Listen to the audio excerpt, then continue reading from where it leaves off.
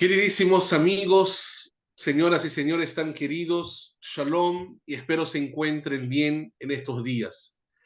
Para este video quiero hacer una entrevista y me encuentro con una verdadera personalidad, aquí Francisco Gil Wade. Muchas gracias Francisco por su tiempo, por estar con nosotros en el canal. Espero que estés bien. La verdad estamos todos bastante preocupados porque nunca se ha vivido un masacre así en nuestra tierra. Y estoy hablando con Francisco porque él es antropólogo, historiador y analista político. Tiene una maestría en ciencias sociales de la Universidad de Chicago y doctorado en antropología evolutiva y cultural de la Universidad de California en Los Ángeles. Francisco ha enseñado durante 7 años en el Departamento de Psicología de la Universidad de Pensilvania y luego 10 años en el ITAM, que es el Instituto Tecnológico Autónomo de México. Él es autor del El colapso de Occidente, El siguiente holocausto y sus consecuencias, que están de venta en Amazon.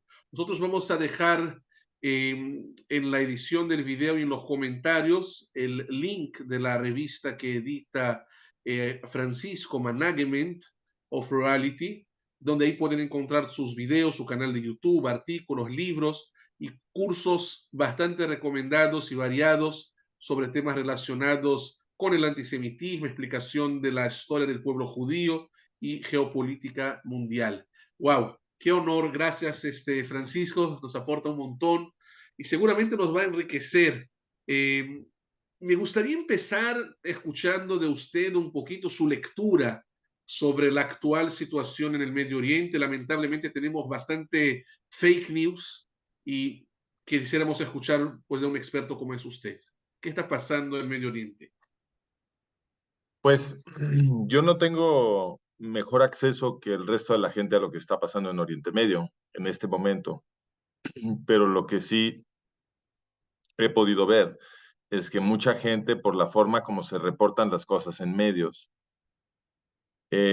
piensa y la forma como hablan los conductores de los programas de noticias, etcétera, mucha gente cree que hay una ocupación de Gaza, que mucha gente cree que Israel estaba gobernando Gaza. Que en todo caso, cuando sí sucedió, no era una ocupación, porque la única razón de que Israel se vio forzado a controlar Gaza es que Egipto usó ese territorio para atacar a Israel en la guerra de 1967. Entonces, ahí Egipto terminó perdiendo mucho territorio, incluyendo la Franja de Gaza, y entonces Israel, por haberse visto forzada a pelear una guerra defensiva, terminó teniendo que controlar el territorio de Gaza, pero eso no es lo mismo que ocuparlo.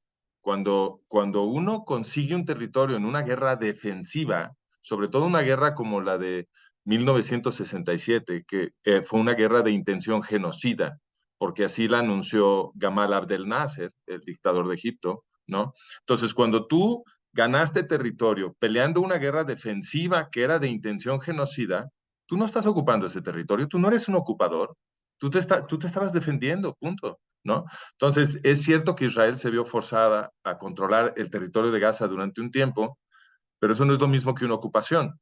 Pero en todo caso, desde el año 2005, Israel no está en Gaza. En el año de 2005 hubo el famoso desalojo unilateral de Gaza, eh, con lo cual el gobierno de Israel evacuó Gaza y desde entonces no están ahí. Desde entonces los árabes palestinos de Gaza se han gobernado a sí mismos. Bueno, o por lo menos han sido gobernados por estructuras que no son israelíes, son de los propios árabes palestinos, ¿no? Porque llamarlo autogobierno pudiera implicar que eso es una democracia, que obviamente no es, ¿no? Entonces, primero le dieron Gaza a OLP Fatah, o lo que ahora llamamos la Autoridad Palestina, y luego 2 años después, en 2007, OLP Fatah salió corriendo después de hacer un teatro de que se había peleado con Hamas, fue una simulación, y OLP Fatah salió corriendo y le entregó todas sus instalaciones a Hamas, y Hamas se quedó con Gaza. Entonces, esa es la situación. Hamas es la que gobierna Gaza. Israel, por supuesto, no está ocupando nada. Sin embargo, en los medios, en los periódicos y los conductores de los programas de noticias, etcétera, hoy escuché otro hoy, dicen que si bien no condescienden en afirmar que lamentan la violencia contra los civiles israelíes, etcétera, siempre hacen esa afirmación que es un poco de cajón, ¿no? Para luego irse a lo que realmente quieren decir, que es que, bueno, pero es que hay una ocupación y por supuesto los palestinos están muy frustrados y hay que entender que esta gente ha estado esperando tantos años. ¿De qué están hablando? No hay ninguna ocupación. Israel no está ahí. Eso se gobierna por Hamás. Hamás es el que gobierna Gaza. Entonces, no hay ningún argumento para decir que Hamás está reaccionando a algo que están haciendo los israelíes en Gaza. Ellos no están ahí. No están ahí desde el 2005. Y entonces, pero la forma como se habla en los medios ha estado reforzando esta idea falsa que tiene la gente en la cabeza de que Gaza está respondiendo a algo que hacen los israelíes. Es porque este es el centro de la narrativa anti-israelí, es que los israelíes están supuestamente oprimiendo a los árabes palestinos. Pero aquí se ve claramente que esto es construido con vapor. O sea, no es posible que los medios estén acusando ocupación cuando Israel ni siquiera gobierna Gaza. ¿Cuál sería el interés, Francisco, de los medios para vender una información que no es cierta? ¿Es maldad, es ignorancia o qué pasa ahí? En mi opinión es antisemitismo. Antisemitismo. Wow, eso es un tema por sí solo. O sea, entonces, a ver, usted nos está poniendo orden, ¿no? Si, a ver, en 1948 que se declara el Estado de Israel, este territorio de la Franja de Gaza pertenecía a Egipto, ¿correcto? No, Y en, nunca ha pertenecido a Egipto, es incorrecto. Mira, la situación legal es la siguiente. ok, En el año de 1947, la ONU votó partir en dos estados el territorio que quedaba del mandato británico de Palestina. ¿Ok? Y ok, entonces el voto en la ONU, el plan que se aprobó en la ONU en 47 era para crear en lo que quedaba de Palestina un Estado árabe palestino, un segundo Estado árabe palestino, porque ya existía uno que es Jordania, pero entonces ahí crearon un segundo Estado árabe palestino de lo que quedaba y también un Estado judío, ¿no? Entonces partían Palestina en dos para crear dos estados. Los israelíes dijeron, bueno, con tal de que nos den algo, aceptamos. Ya les habían quitado, desde antes ya les habían quitado 3/4 partes del territorio que les habían prometido, ahora les estaban quitando la mitad de lo que quedaba, entonces ya les habían reducido a 1/8 el territorio que se estaba proponiendo para el Estado judío, pero a pesar de todo eso, los judíos dijeron, está bien, con tal de que nos den algo, estamos de acuerdo. Los árabes, sin embargo, dijeron, no queremos un Estado árabe palestino. Lo que queremos es exterminar a los judíos que viven en Oriente Medio. Eso lo dijo Azam Pasha, el secretario general de la Liga Árabe. Anunció que si se aprobaba la creación de un Estado judío, ellos iban a lanzar una guerra de exterminio como las matanzas de las cruzadas y de los mongoles. Bueno, wow. entonces lanzan esa guerra, ¿sí? Y eh, pierden.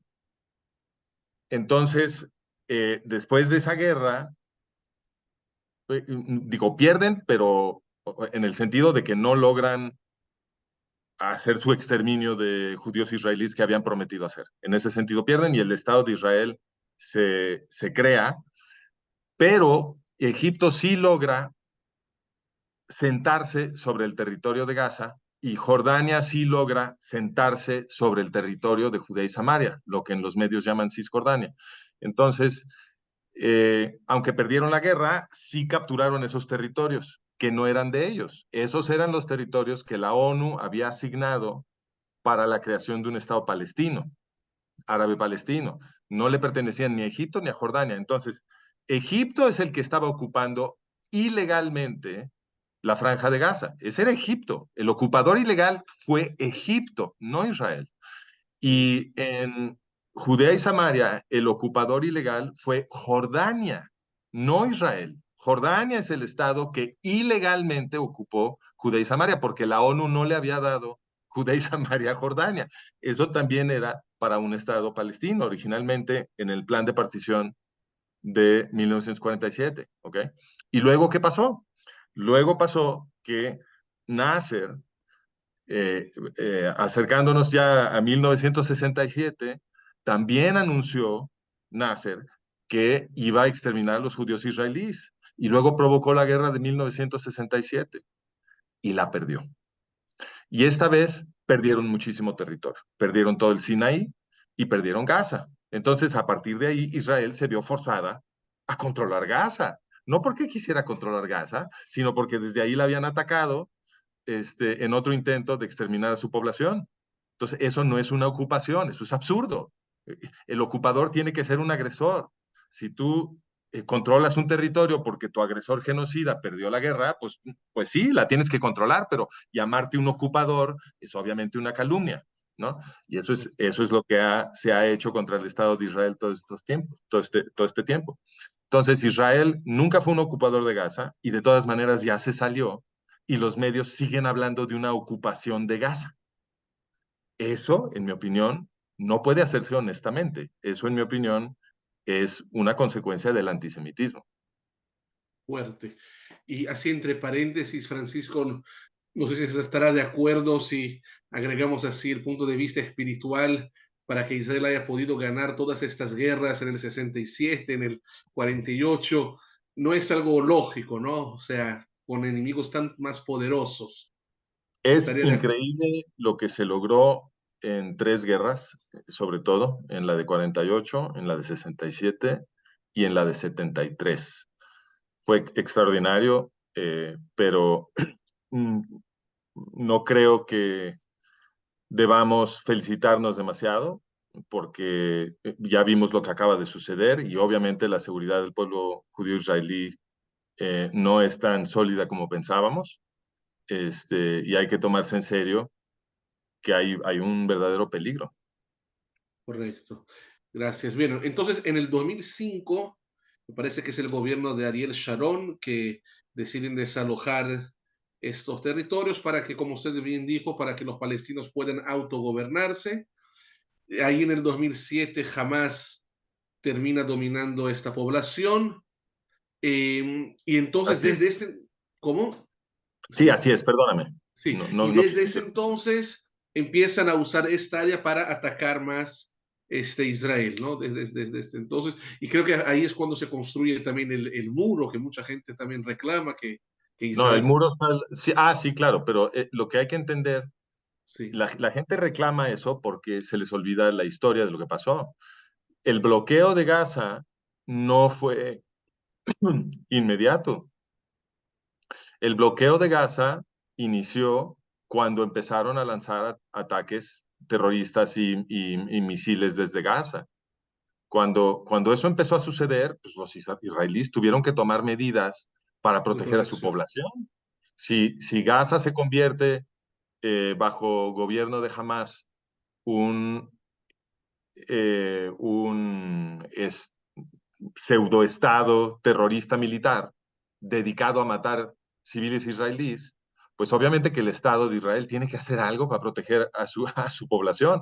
Entonces, pues construir una barda, pues sí, un bloqueo naval, pues sí, porque si no entran armas de Irán, etcétera. O sea, a la gente se le olvida que a ver, la gente lo que tiene en la cabeza es que el que pega primero es Israel, ¿ves? Esa es la narrativa que tienen en la cabeza. Entonces ellos dicen, claro, están enviando misiles y están enviando terroristas a matar civiles en Israel porque se están vengando de la opresión que imponen los israelíes sobre ellos. Esta es la narrativa que tiene la gente en la cabeza. Pero la gente no sabe historia, no saben que cuando le entregaron Gaza a OLP Fatah, cuando Israel evacuó Gaza para regalárselos, porque no pidieron nada a cambio, no había un bloqueo sobre Gaza. No existía ese bloqueo. Ese bloqueo fue una consecuencia de la violencia que producía Gaza contra los civiles israelíes. Entonces, es exactamente al revés. El bloqueo es una consecuencia de la violencia de Gaza, no al revés. Impresionante. Y, Wow. no, y la Y gente tampoco sabe, Simantov, la gente tampoco sabe, porque la gente cree que jamás está peleando para establecer un Estado palestino. Están convencidos de esto. No hay nada que le pudiera importar menos a Hamas que crear un Estado palestino. Ellos dicen en su constitución, con todas sus letras, con una claridad y una precisión indiscutible, que lo que ellos están haciendo es pelear una yihad contra los infieles, porque lo que no toleran es que haya judíos en Oriente Medio. Eso es lo que ellos ponen en su constitución. Entonces, pero la gente no la ha leído, ¿ves? Entonces la gente no sabe. Y los medios, pero lo que es muy interesante aquí, que fue lo que me preguntaste, los medios no los están educando. Los medios sí saben, la constitución de Hamas está publicada en la página del proyecto Avalon de la Universidad de Yale. Y en 2 segundos lo encuentras poniendo en Google Constitución de Hamas. O sea, estamos en un mundo en el que cualquier niño de 5 años consigue toda la información que necesita en 3 segundos. Entonces, ¿por qué los medios, los grandes medios, no le están explicando a la gente cuál es la verdadera ideología de Hamas? Que no ha habido jamás una ocupación de Gaza por parte de Israel y que además de cualquier manera ni siquiera la gobiernan desde el 2005. Todo eso se los podrían estar explicando, ¿no? Lo que hacen los comentaristas hoy acabo de ver otro, les dicen que no, pero es que hay una ocupación en Gaza. ¿De qué demonios están hablando? impresionante, impresionante. Wow.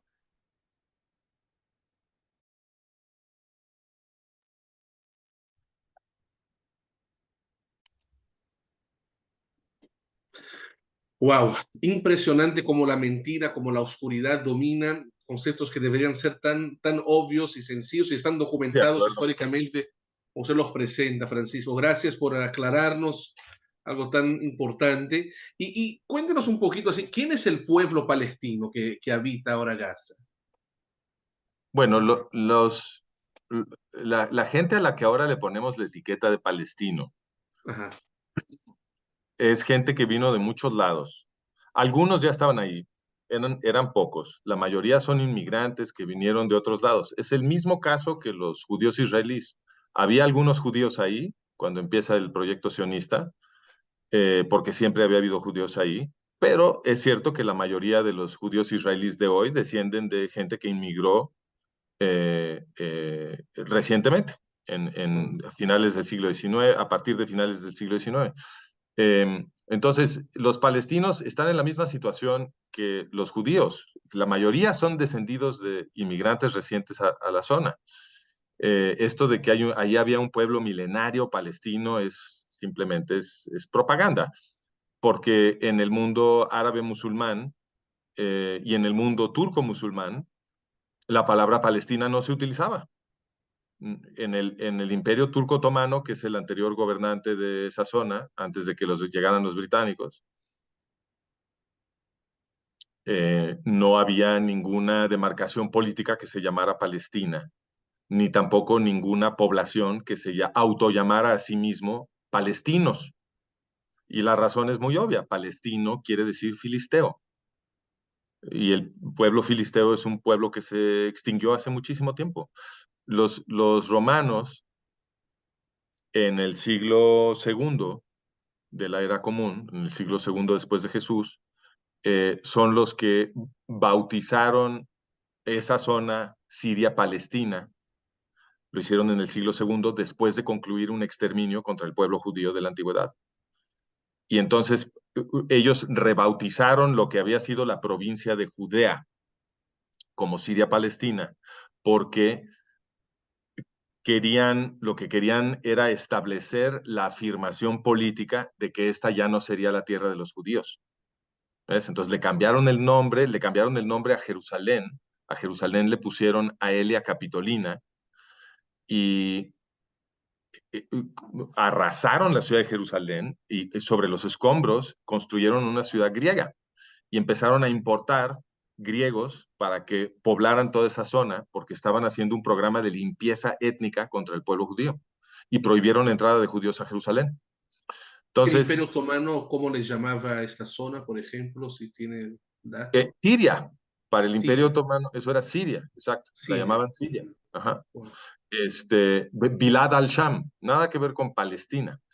Mm, Eh, los romanos lo llamaron Siria-Palestina porque en alguna parte de esa zona, un poco más grande que la Franja de Gaza, en algún momento histórico ahí había habido filisteos, pero hace mucho que se habían extinguido los filisteos. Ya no, desde mm, cuando los romanos revivieron el nombre, ya no existían los filisteos. Simplemente el nombre Palestina lo que quiere decir es, aquí no hay judíos ni se permiten.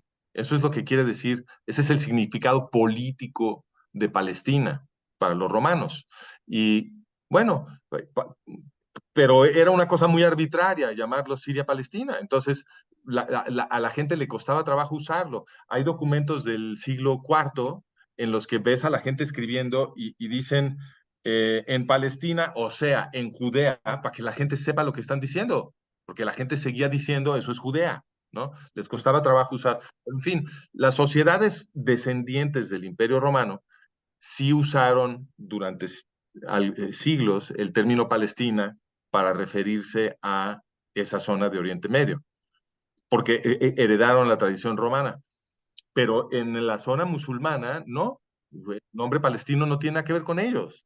Entonces, eh, fue solo hasta que el Imperio Británico terminó controlando esa zona a finales de la Primera Guerra Mundial, en 1917, los británicos le arrebatan ese territorio al Imperio Otomano y entonces, para que la Liga de las Naciones le diera permiso a Gran Bretaña de controlar ese territorio, Gran Bretaña le prometió a la Liga de las Naciones que ellos harían en ese territorio una patria judía.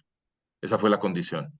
Y entonces la Liga de las Naciones dijo, bueno, con esa condición, sí, tú puedes controlar este territorio. wow, Eh, interesante. Francisco, ¿qué opina Espérame, usted? nada más para Sí, cerrar tu claro, pregunta, claro. porque me preguntabas quiénes son los palestinos. Entonces, como el término Palestina no se había usado en todo ese tiempo, hasta que lo vuelven a imponer los británicos, y como no había un pueblo que se llamaba a sí mismo palestino, no existía, los palestinos en realidad son creados en ese momento. Son los árabes que viven en la demarcación geográfica arbitraria del Mm, Imperio Británico. Esos son los palestinos, no hay más. No hay más. interesantísimo. Pero no son un pueblo milenario.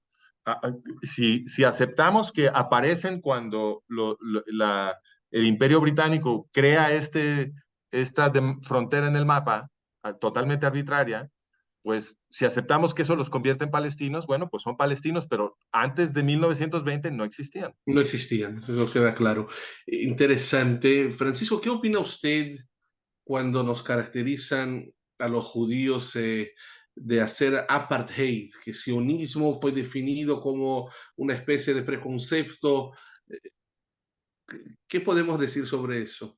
Bueno, el apartheid es un sistema de Sudáfrica en donde la mayoría está oprimida por una minoría y la mayoría no tiene los derechos, carece muchísimos derechos que debiera tener un ciudadano cabal, ¿no? Esa es la estructura del apartheid. Entonces hay ciudadanía de segunda y ciudadanía de primera, y la mayoría está en la ciudadanía de segunda. Eso es un apartheid. Ahora, Correcto. ¿cómo es la situación del Estado de Israel? A la gente le dicen que eso es apartheid. La gente no sabe, no saben de lo que están hablando. En, en Israel, los árabes palestinos que viven en Judea y Samaria están gobernados por OLP Fatah, por lo que llamamos la Autoridad Palestina. No los gobierna Israel. Es la misma situación que en Gaza. Israel no es el gobierno de esos árabes palestinos, por lo tanto no los puede estar oprimiendo. Entonces, si esos árabes palestinos carecen de derechos, y sí carecen de derechos, eso sí es cierto, sí es verdad que están oprimidos, pero los está oprimiendo la autoridad palestina. La autoridad palestina es la entidad que los gobierna. Israel no los gobierna, ¿no? En Gaza lo gobierna Hamás, está gobernando en Gaza Hamás a los árabes palestinos de Gaza. Israel no los gobierna. Entonces, sí, están oprimidos, estamos de acuerdo que están oprimidos, pero esta no es una queja que se le puede poner a Israel. Y los que sí viven en Israel me parece que tienen una buena calidad de vida. Pueden participar del Correcto, gobierno. los árabes palestinos que sí son gobernados por Israel definitivamente no están viviendo ningún apartheid. Sería absurdo afirmar eso. Tienen el voto, en Sudáfrica los negros no tenían el voto, en Israel los árabes palestinos tienen acceso cabal al sistema legal, en Sudáfrica los negros no tenían acceso cabal al sistema legal, en Israel los árabes palestinos tienen miembros del Parlamento representándolos, eh, tienen un miembro de la Suprema Corte, o sea, no hay ningún derecho que no tengan. Entonces, no lo puedes llamar apartheid. De hecho, los árabes palestinos que viven en Israel tienen más protecciones y garantías legales y políticas que árabes musulmanes en cualquier otra parte de Oriente Medio. O sea, los árabes musulmanes que más derechos y garantías tienen son los que son ciudadanos de Israel. Entonces, si hay apartheid, hay apartheid en Irán. Si hay apartheid, hay apartheid en Arabia Saudita. En Arabia Saudita, de hecho, hay esclavitud formal. Hay muchísimos inmigrantes que llegan a Arabia Saudita creyendo que van a obtener empleo y cuando cruzan la frontera les quitan su pasaporte y no se pueden volver a salir jamás. Y tienen un amo.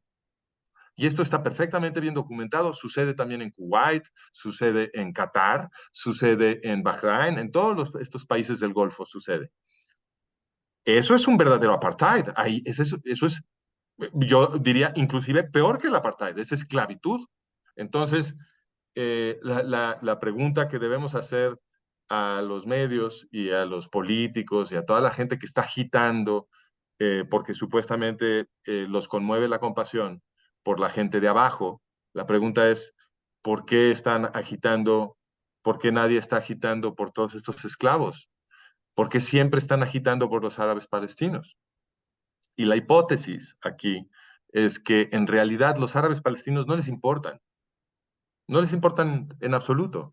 Lo que les importan son los judíos, de forma negativa. Entonces, toda esta abogacía por supuestamente a favor de los árabes palestinos, en realidad simplemente se trata de crear una presión sobre el Estado de Israel. Eso es todo. ¿Será, Francisco, que la misma población, como se denominan palestinos, están conscientes de eso, que quien los oprime es la misma Oli Fatah, que ahora jamás en Gaza, y Israel es democrático, o sea, los trataría bien? ¿Están conscientes? Porque a veces, no sé, lo poco que se nos ve cuando se entrevistan gente civil, ¿no? Del pueblo, a veces se ve que están a favor de su gobierno y en contra de Israel, no sé si es una especie de propaganda. ¿Se considera que la población está consciente que ellos sufren, pero por su propio gobierno? Bueno, siempre hay de todo, siempre hay gente que está obviamente a favor de Hamas y hay gente que resiste por lo menos en su mente resiste y disiente de lo que está haciendo Hamas. Y lo mismo en el caso de OLP Fatah en Judea y Samaria. Hay gente que está de acuerdo con ellos y hay gente que disiente, este, pero la proporción de gente que disiente creo que se ha ido reduciendo mucho porque ha habido un proceso de adoctrinamiento a través de las escuelas. Entonces, desde que los niños son chiquitos, yo acabo de publicar un artículo sobre esto, sobre cómo las organizaciones terroristas en Gaza y en Judea y Samaria destruyen a los niños palestinos. Es terrible lo que les hacen, porque desde chiquitos en la escuela los enseñan a odiar a los judíos y les envenenan sus mentes, los hacen repetir que cuando sean grandes se van a convertir en shahid. Shahid quiere decir, lo traducimos al castellano como mártir, pero es una traducción porque en los idiomas europeos un mártir es una persona que muere por un ideal en servicio de los demás, mientras que En, en la teoría musulmana, un shahid es una persona que muere asesinando infieles. Eso es todo. Qué triste. Sí, es muy Triste triste. que sean Entonces, hayan esos valores. Wow. Ahora, Francisco, el conflicto actual, ¿no? Yo me acuerdo, era hace 3 semanas, un sábado, Shabbat para nosotros. Los judíos estamos a punto de terminar una época espiritual llena de energía positiva después del Rosh Hashanah, el año nuevo judío, Yom Kippur, el día del perdón, Sukkot, que habla de esta fe. De hecho, yo estuve en septiembre en Israel. La, en general estaba más o menos tranquilo, con la excepción de los problemas políticos internos, ¿no? De derecha a izquierda, que eso sí era bastante triste. Y no sé, hasta viernes en la noche todos estábamos bastante tranquilos.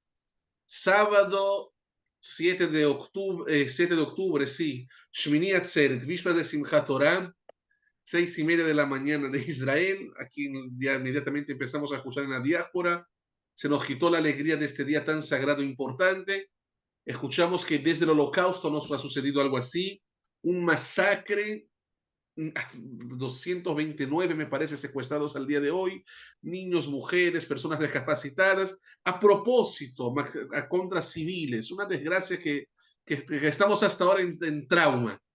Eh, wow, o sea, la pregunta que todos hacen, puede ser que la inteligencia israelí, o sea, ¿cómo no sabían algo que, no, que tenía que programarse seguramente con muchísimos meses? Si es que se puede preguntar, no sé si usted tiene algún comentario sobre el tema. bueno, yo estoy igual de asombrado que todo mundo. O sea, yo no tengo ninguna información especial mejor que la de otros, pero yo comparto este asombro. Creo que es muy difícil de imaginar que esto fuera posible. O sea, lo que sucedió, yo hubiera pensado que era totalmente imposible, porque entraron sin ninguna oposición. O sea, no había nadie para recibirlos. Y luego durante horas no llegó ayuda, pero muchísimas horas, muchísimas horas. Entonces, Es, creo es que, impresionante, es increíble, creo que toca una investigación muy profunda sobre lo que pasó ahí. de todas Y maneras, todas las hipótesis tienen que estar sobre la mesa. seguramente, seguramente.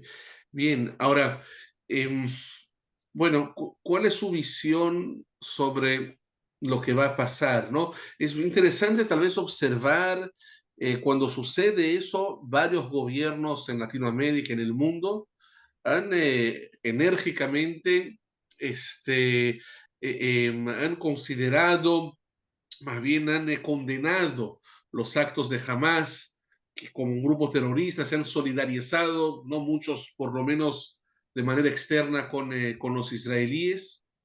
Es triste un poco la posición en México, ¿no? De Andrés Manuel López Obrador, que dijo que no toma posición, algo así. En Colombia fue muy triste también lo que dijo ¿no? El presidente, aunque el pueblo en general parece ser bastante cerca al pueblo judío y al pueblo de Israel, pero luego enseguida Israel otra vez tiene que defenderse y en cuestión de días parece que al mundo se le olvida y los ataques otra vez a Israel y contra los civiles y tuvimos el tema del hospital que inmediatamente ya estaban hablando mal de Israel, aun cuando Israel demostró que eso fue de ellos mismos que se autoatacaron, cuando está demostrado que el Hamas pone civiles de escudo. Me Así gustaría es. escuchar un poco su lectura y su visión, ¿no? Como experto, ¿qué nos espera hacia el futuro? Bueno, estamos en problemas porque eh, lo que, en mi opinión, la gente no ha podido entender porque estamos viviendo en una burbuja donde nos administran la realidad. Entonces, lo que le cuesta mucho trabajo a la gente ver es que bueno, hay dos procesos. Uno es el proceso que va acomodando las piezas para la destrucción del Estado de Israel. Y lo que la gente no puede ver es que ese proceso lo está armando Estados Unidos. Te doy dos datos. Un mes antes del ataque de Hamas, Estados Unidos le liberó $6,000 millones a Irán. Y inmediatamente después del ataque de Hamas, Estados Unidos anunció que iba a enviar $100 millones a Hamas. Esa no es la política de un amigo del Estado de Israel. Irán es el papá de Hamas. Eso Irán es es el que está información detrás de este ataque. documentada, Francisco, Esto obviamente. está en esto es público. Estas son declaraciones oficiales del gobierno de Estados Unidos. Wow, wow, ok. Porque Un lo que mes. vimos que John Biden reciente viajó a Israel en medio de la guerra, demostró su aparente amistad, No, pero pero esas eso, son palabras. Esas son palabras. ¿Ok? Entonces, tú tienes que poner en un lado de la balanza las palabras, que no pesan nada. Las palabras son ligeras como el aire y cualquiera las pronuncia. Y en el otro lado de la balanza tienes que poner $6,000 millones. ¿Eso cuánto pesa? Pesa $6,000 millones. Palabras, $6,000 millones. Y luego, $100 millones para Hamas. ¿cuál sería la lógica de eso, Francisco? ¿Por qué Estados Unidos, o sea, según quisiera apoyar a Hamas? Claro, eso la gente no lo entiende porque la gente no sabe historia. Y entonces, como no sabemos historia, no sabemos que el movimiento eugenista, que es el que produjo el nazismo alemán, floreció primero y tuvo su mayor auge en la clase gobernante de Estados Unidos. Una vez que uno entiende eso, entonces todas estas políticas de posguerra de la clase gobernante estadounidense se empiezan a volver menos misteriosas. ¿Tú te acuerdas, por ejemplo, cuántos años tienes tú, Simantov? Soy bastante joven, 31 años. 31. Bueno, entonces eres demasiado joven. Yo soy un poco más viejo, yo tengo 54 años. Entonces, yo tenía 16 años, 16, 17 años, cuando se destapó el escándalo de Irán Contra a la mitad de los años 80. Y lo que se descubrió en ese entonces, que ustedes, tu generación ya no saben nada de esto porque se dejó de hablar y entonces ahora ya nadie sabe de esto porque ya nadie lo menciona, pero fue un escándalo mundial. Se descubrió en 1986 que el gobierno de Ronald Reagan había estado enviando miles de millones de dólares en armamento año tras año tras año a Ayatollah Khomeini en Irán. Cuando primero empezaron las noticias escandalosas sobre esto, eh, Ronald Reagan dijo, perdón, es que estábamos tratando de liberar rehenes en Líbano, porque el Hezbollah, que es una creación de Irán, había tomado algunos rehenes estadounidenses y los tenían secuestrados en Líbano. Entonces, la explicación que dio Reagan, cuando lo agarraron con las manos en la masa, la explicación que dio fue que había enviado todo ese armamento a Irán durante varios años, miles de millones de dólares al año, para rogarle al Ayatollah Khomeini que por favor influyera sobre Hezbollah para que soltaran a 7 rehenes gringos en Líbano. Absurdo. La explicación más absurda imaginable, pero ni siquiera podía ser cierto, porque se descubrió algunos años después que los, al primer, bueno, al primer rehén lo habían tomado en 1982, ¿ok? Años después se descubrió que las transferencias de armas de Reagan a Khomeini habían empezado en 1981, antes de que tomaran al primer rehén. O sea, que nunca tuvo nada que ver con los rehenes, nada que ver.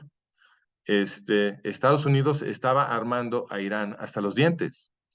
Y esto ha sido una constante desde que se creó el Estado teocrático yihadista terrorista iraní. Desde que Khomeini sube al poder, eh, han estado apoyando el crecimiento del poderío iraní. No sé si te has fijado, pero a Irán nunca lo atacan.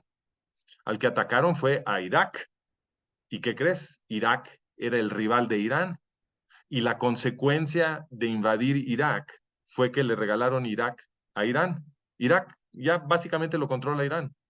Y entonces Irán controla Irak, controla Siria, controla Líbano, ya tiene un corredor de tierra hasta Israel. Todo eso es gracias a la política de Estados Unidos. Pero es cierto también que ahora han mandado aviones a Israel, el gobierno americano. Es cierto, es cierto, es cierto. Pero Pero usted, lo que tiene que evaluarse es la política en su conjunto. Entonces, imagínate que tú estás en un barrio peligroso y yo soy el principal gángster de ese barrio muy peligroso. Y me acerco un día contigo y te digo, mira, Simantov, ¿conoces a Juan Pérez? Sí, sí conozco a Juan Pérez. Pues fíjate que Juan Pérez te quiere matar. ¿Cómo? Sí, te quiere matar. Entonces, mira, te regalo esta pistola y avísame si algún día tienes un problema. Y entonces, tú dices, wow, ya estoy a salvo, qué buena onda. Juan Pérez me quiere matar, pero el mero gángster, el tipo más fuerte de todo mi barrio y el más peligroso de todo mi barrio, es mi amigo y me quiere proteger y ya me regaló una pistola. El efecto de todo eso es que tú empiezas a bajar tu guardia. Y luego yo voy con Juan Pérez y a Juan Pérez le doy un tanque para que pueda pasar encima de tu casa y te mate a ti y a toda tu familia. wow, Entonces, ¿cómo ahora, si yo hice todo eso, entonces cómo tenemos que interpretar que te di una pistola? Pues te di una pistola para que bajaras la guardia, para que te sintieras seguro, no es para defenderte, porque estoy apoyando la infraestructura militar de tus enemigos. ¿Por qué le da 6.000 millones de dólares a Irán? Y no es la primera. Esto lo vienen haciendo desde el que entró Joe Biden a la Casa Blanca. Le han estado envíe y envíe y envíe dinero a Irán. Y lo mismo hizo Obama. Entonces, no son errores, en mi opinión. Esta es política. y usted estaría de acuerdo que el presidente Trump personalmente sí estuvo a favor de Israel, ¿no? Cuando movió la embajada y todo. Yo creo que eso es puro cuento, eso es puro teatro para Ok. mover las fichas políticas adentro de Estados Unidos. Mira, el problema que ustedes tienen, el problema que tiene el Estado de Israel, el problema que tenemos todos, es que en 1947 se aprobó una ley que se llama la Ley de Seguridad Nacional en Estados Unidos. Y esa ley le dio permiso a los servicios de inteligencia de Estados Unidos de iniciar cualquier acción en cualquier momento sin preguntarle a nadie. En ese momento la democracia estadounidense fue sepultada. Y pueden posponer el reporte de cualquier actividad indefinidamente, siempre y cuando ellos determinen que hacer el reporte dañaría la seguridad nacional de Estados Unidos. Entonces, para efectos prácticos, nunca tienen que revelar nada y cuentan con un presupuesto casi infinito, porque el fisco estadounidense es la corporación más rica del mundo y el presupuesto de los servicios de inteligencia gringos es un secreto de Estado. Entonces, tienen fondos ilimitados para corromper lo que quieran, porque pueden hacer lo que quieran con el dinero de la gente en secreto, sin decirle nada, nunca a nadie de lo que hicieron. Entonces, en el momento en que le das ese poder a la clase gobernante de Estados Unidos, todo empezó a corromperse.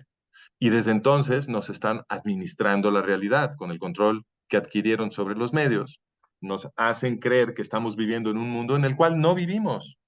Por eso la revista web que yo edito se llama La Administración de la Realidad, porque eso es lo que estamos estudiando. Estamos estudiando cómo distinguir las cosas que son ciertas de las que no son ciertas, cómo nos crean narrativas para mover nuestros instintos políticos en varias direcciones, porque si tú puedes controlar la percepción de la realidad que tiene la gente, no tienes que cambiarle su ideología.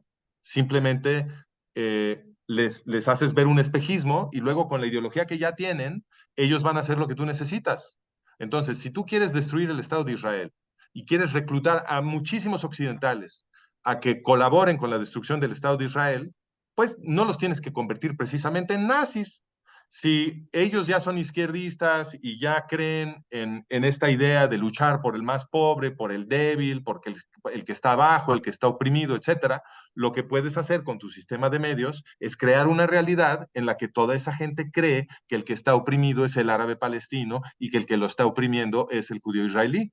Si tú creas ese espejismo y todo el mundo lo cree, pues entonces reclutas a muchísima gente a favor de los grupos terroristas que están atacando a los civiles israelíes y no les tienes que cambiar la ideología. Cierto, cierto. ¿Eh? Wow, muy interesante, muy fuerte. ¿Usted cree que Israel se da cuenta de quiénes son sus amigos y quiénes solo de palabra? No, yo creo que más bien debemos de cuestionar qué tan amigos del pueblo judío son los que gobiernan el Estado de Israel, porque eh, las políticas que han ido destruyendo la seguridad del Estado de Israel son políticas de los gobiernos israelíes. O sea, por ejemplo, eh, ahorita está gobernando Judea y Samaria una organización que se llama OLP Fatah. La llamamos la Autoridad Palestina, pero es OLP Fatah. Ok. Esa es una organización terrorista que entró a Israel porque el gobierno de Israel quiso, porque varios gobiernos de Israel quisieron, porque una vez que entró no la sacaron. Ahora, Esas son hay una políticas. presión mundial fuertísima. eh, no sé, me imagino que eso también debe influir en ese tipo de Claro, decisiones. pero la presión mundial fuertísima no es más importante que la obligación ética y profesional y política de defender al pueblo judío israelí, que es la obligación de un primer ministro israelí. Un primer ministro israelí, no, la definición de su trabajo no es responder a la presión mundial. Ese no es el job description de un primer ministro israelí. O sea, dijeron que así va a haber paz. Ok, Y no fue entonces hay así. que, claro, pero entonces ahí hay que analizar lo que se le ocultó a la población israelí y a la población judía de la diáspora, porque OLP Fatah, que fue introducida al Estado de Israel, no es simplemente una organización terrorista. OLP Fatah es la creadora de Irán y la gente ya no se acuerda, porque cuando tú dejas de mencionar algo en los medios, es como si no hubiera sucedido. Es impresionante. OLP Fatah, Yasser Arafat y Mahmoud Abbas, su organización, OLP Fatah, la que metieron a Israel, es la que entrenó y armó hasta los dientes a las guerrillas de Ayatollah Khomeini que hicieron la revolución iraní.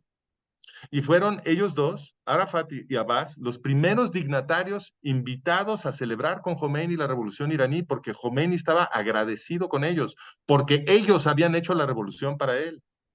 Y a Arafat lo recibieron en Teherán como si fuera el Mesías.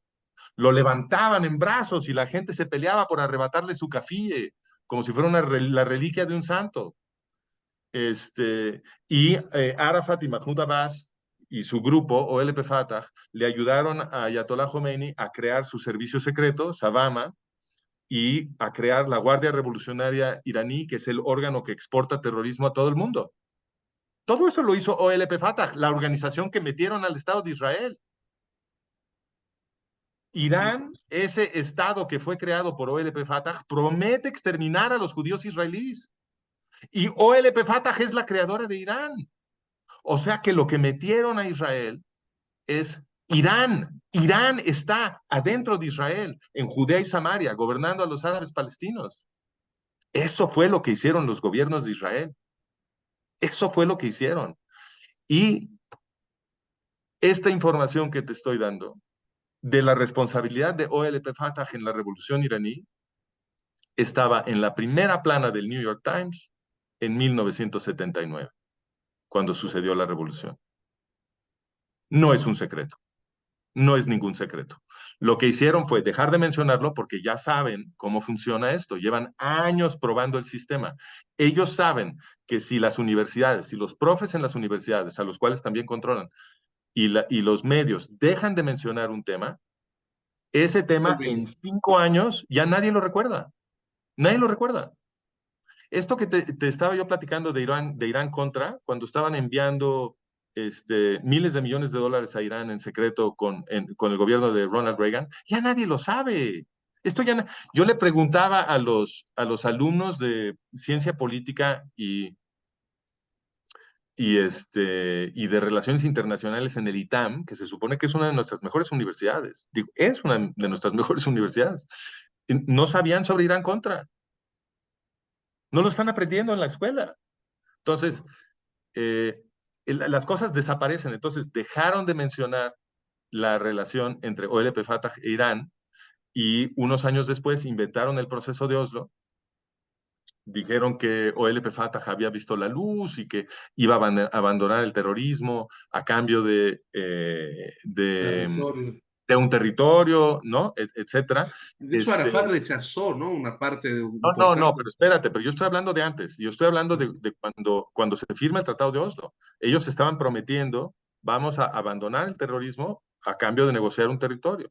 Y lo que la gente no sabe, porque los medios no les dicen nada, la gente no sabe que eso se llama el plan de fases. Hay un documento de la OLP que ellos publicaron que se llama el plan de fases que dice, para destruir a Israel, lo que vamos a hacer es que primero, en la primera fase, vamos a prometer paz, para así en la segunda fase obtener un territorio.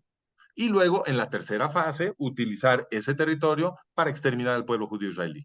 Este es un documento, el tratado, todo el proceso de paz de Oslo es la estrategia del plan de fases de OLP Fatah para destruir el Estado judío, que está basado en un argumento que defendió Mahmoud Abbas en su tesis de doctorado en la Unión Soviética. Él hizo su doctorado en Moscú y su tesis de doctorado es defender el argumento de que prometer paz es lo que puede destruir el Estado de Israel, porque prometer paz, sin duda, iba a dividir a los israelíes, porque muchos iban a decir, sí, sí, sí, hay que firmar paz, y otros iban a decir, no, ¿cómo crees? ¿Cómo crees? Y eso es justo lo que pasó, y eso ha ido destruyendo el Estado de Israel. El Tratado de Oslo ha sido muy efectivo en progresivamente ir destruyendo la moral y también la estructura de seguridad del Estado judío. El Tratado de Oslo, para los que no conocen, si puede comentarnos así Claro, el puntualmente. Tratado de Oslo es el acuerdo diplomático con el cual se logró la entrada de OLP Fatah a el Estado de Israel en 1993-94 y que tuvo como consecuencia que OLP Fatah se convirtió en el gobierno de los árabes palestinos en los territorios de Judea y Samaria, o lo que en los medios llaman Cisjordania. Correcto. Francisco, algunos dicen que Benjamin Netanyahu dio un discurso en la ONU meses antes de que empezó este último masacre, en el que afirmó que Israel iba a lograr su acuerdo de paz con Arabia Saudita, así como han logrado con los Emiratos Árabes, con Bahrein, ya tienen de alguna manera con Egipto, Jordania, que iban a lograr este acuerdo y que algunos dicen eso tal vez fue lo que generó el masacre. ¿Usted qué considera? Bueno, jamás en su constitución explica que su meta es exterminar al pueblo judío israelí. No es una condición de si se firma algo o no se firma algo. Es simplemente la meta mística religiosa, yihadista de esta organización Hamas. Entonces, suponer que jamás está reaccionando a algo que sucede, en mi opinión, es no tener la menor idea que es Hamas. Hamas tiene la meta de exterminar al pueblo judío israelí, pase lo que pase. Ellos no salen a matar judíos israelíes porque se está firmando un Por acuerdo en algún respuesta de lado. algo, como dicen, de la Es mezquita de... nada, no tiene nada que ver con nada. Ellos quieren exterminar al pueblo judío, punto. Es la misma ideología, excepto que con una base teológica que tenían los nazis. Los nazis lo basaban en una teoría pseudocientífica eh, que la empapaban de política, pero ellos o sea, ellos también estaban matando mujeres y viejitos y bebés, de todas las categorías de ser humano, porque no era el comportamiento de los judíos lo que les preocupaba, era la existencia misma de los judíos. Entonces, los nazis no estaban respondiendo a algo que los judíos hicieran o dejaran de hacer, simplemente los iban a matar a todos. Lo mismo es la ideología de Hamas. Para Hamas, los judíos son infieles, en Oriente Medio no puede haber infieles, solo puede haber musulmanes. estos infieles osaron crearse un Estado, lo cual es para los musulmanes como una revuelta de esclavos, y automáticamente en la ley islámica eso activa la Sharia, perdón, la yihad. O sea, en la ley islámica, la Sharia, eso activa la yihad. Entonces, eh, porque en la ley islámica los judíos y los cristianos tienen que ser semiesclavos, tienen que ser dimis, tienen que firmar un contrato que se llama la dima, que los Estar convierte sumiso, algo. Sí.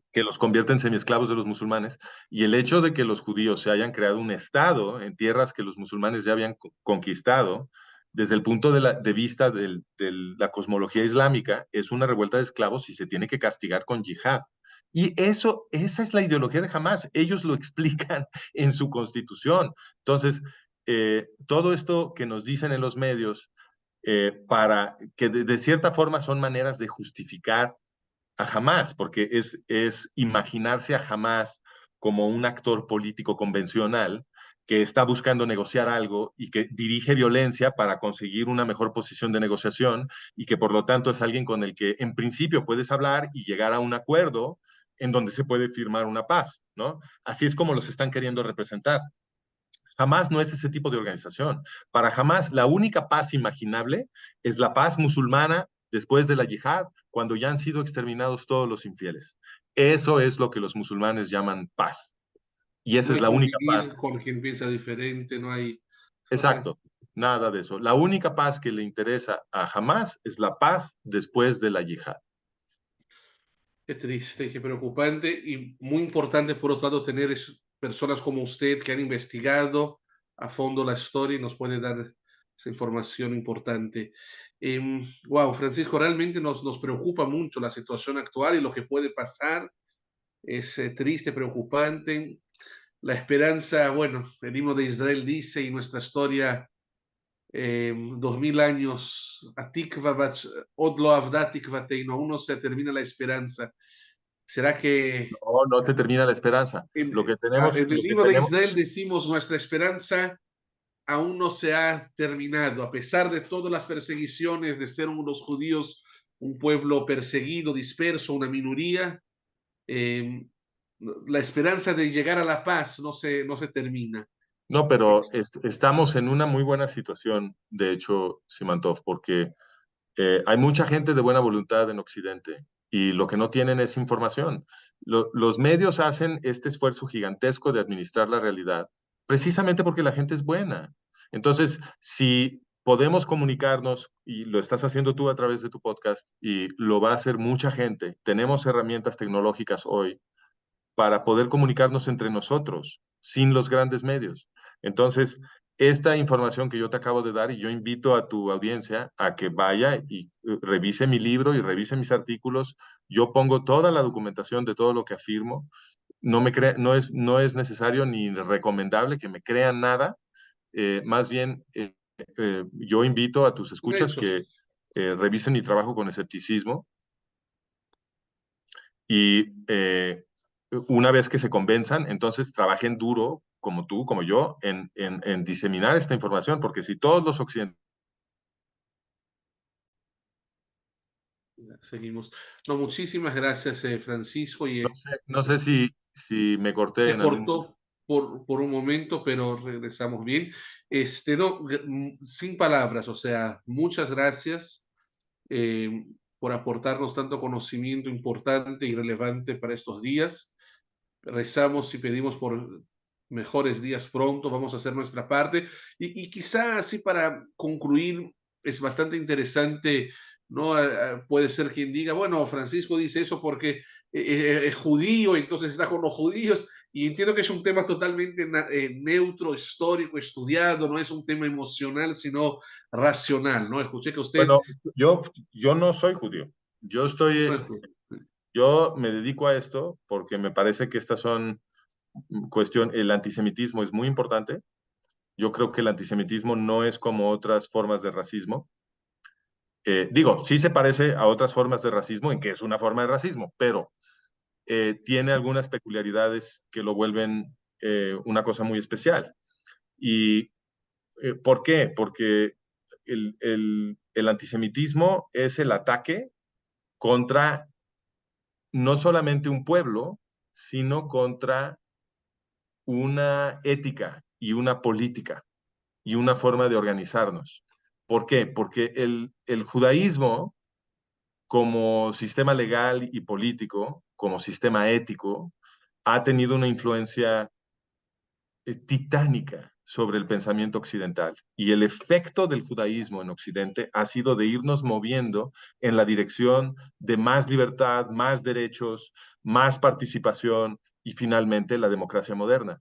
Todo eso es un logro de la influencia del pueblo judío en Occidente. Entonces, los antisemitas lo que están haciendo es tratar de destruir lo que logró toda esta influencia judía a lo largo de 25 siglos en Occidente. Y lo vemos clarísimo porque la correlación es muy fuerte. Sí, yo diría perfecta. Cuando estábamos a mediados del siglo XX, los, los opresores que querían esclavizarnos a todos, que eran los nazis alemanes, que querían convertir a todo mundo en un esclavo, tenían como enemigo especial a los judíos, a los cuales quisieron exterminar.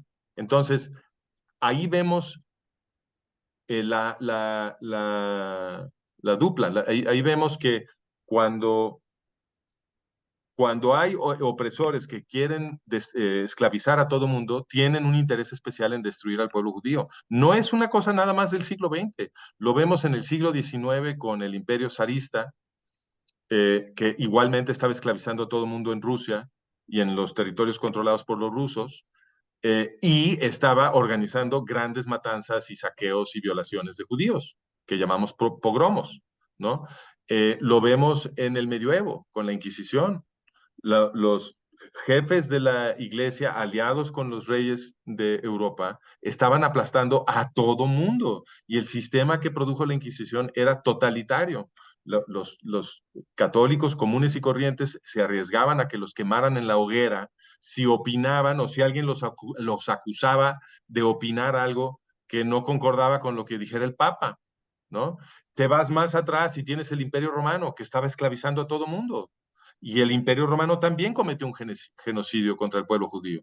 ¿Por qué? Porque la gente oprimida se enamora del judaísmo si lo puede ver, porque el judaísmo está basado, todo el sistema legal y la ética judía están basados en la historia de una revolución de esclavos. Eso es lo que narra el Éxodo. Los israelitas eran esclavos del faraón. Entonces, todo esto que estamos viendo, todo este enorme derroche de energía que una y otra vez se moviliza para destruir al pueblo judío y tratar de reclutar a la gente común a estas orgías de violencia, es porque las clases gobernantes opresoras están tratando de impedir que se estabilice un sistema de paz en donde ellos ya no pueden oprimir a nadie. ¿Ves? Están tratando de echar para atrás todos los logros que se han conseguido en los últimos 25 siglos en Occidente.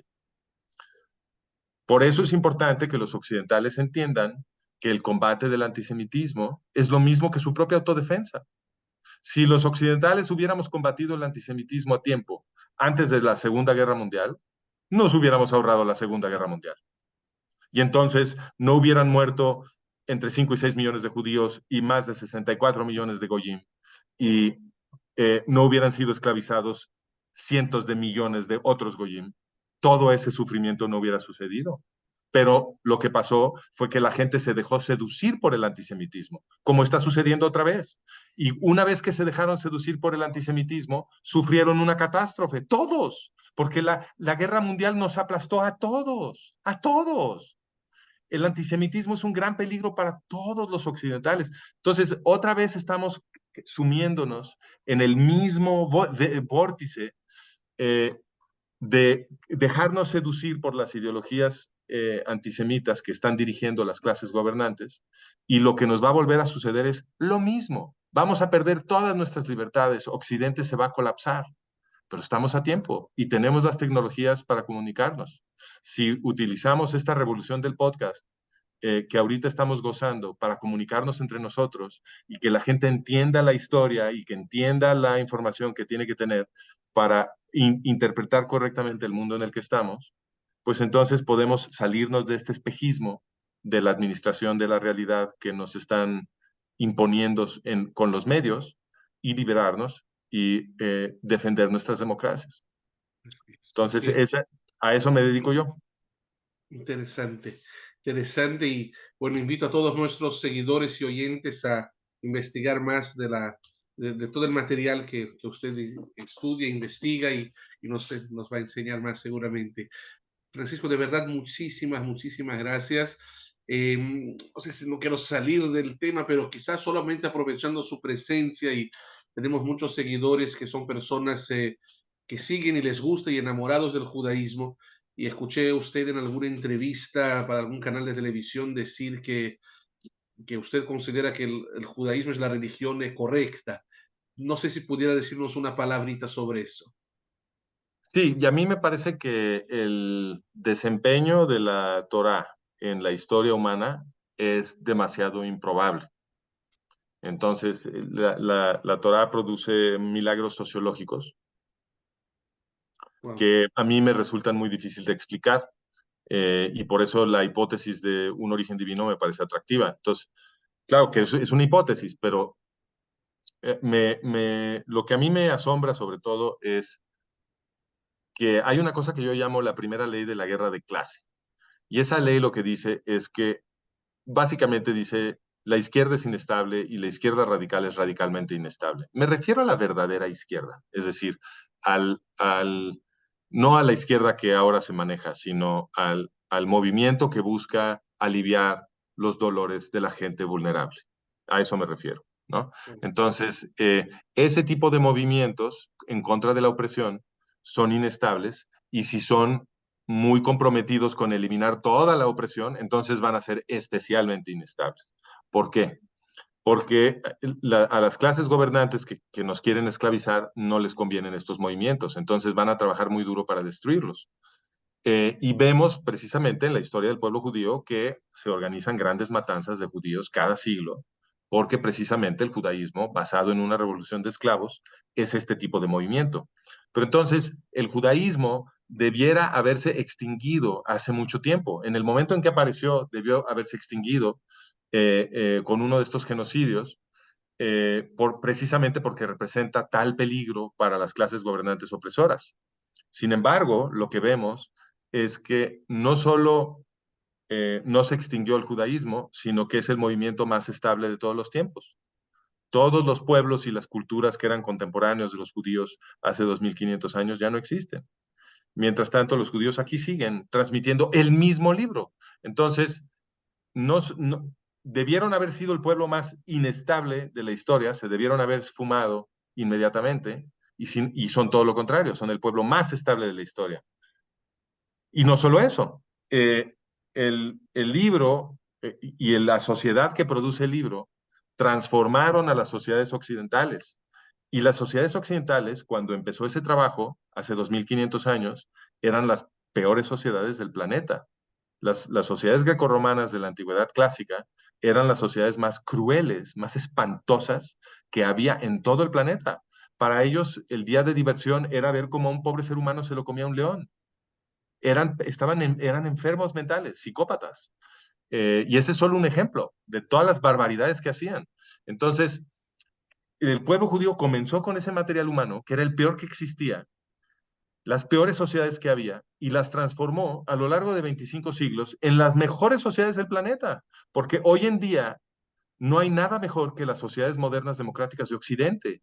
Es verdaderamente increíble que en una tradición ininterrumpida, porque hay una tradición ininterrumpida desde el Imperio Romano, desde los griegos, el Imperio Romano hasta la fecha. Y esa tradición se volteó de cabeza. Eran las peores sociedades y ahora son las mejores. ¿Qué produjo esa transformación? El pueblo judío. El pueblo judío es el que le enseñó a estos criminales a amar al prójimo en vez de la guerra, porque el mandamiento que ordena toda la civilización judía, toda la tradición legal y política y administrativa de la civilización judía, es el mandamiento Levítico 19:18, según el rabino más importante de todos los tiempos, que es el rabino Gilel el Viejo, que es la fuente de toda la jurisprudencia judía. Entonces, obviamente son los judíos los que le enseñaron ética a los violentos grecorromanos, El movimiento que finalmente produjo la democracia moderna está basado en el principio de que todos somos iguales ante los ojos de Dios, porque solamente así podemos ser iguales ante la ley. Y ese principio viene de la civilización judía, no viene de la civilización grecorromana. En la civilización grecorromana casi todo el mundo era un esclavo. Impresionante, nos hace pensar, nos inspira. Muchas, muchas gracias, Francisco, de verdad. Y espero poder tener más espacios así de diálogos para concientizar las personas. Encantado. Muchas gracias por la invitación, Simantov. No, gracias. Un fuerte abrazo y bueno, invito a todos a seguirlos también en su canal. Hasta luego. Hasta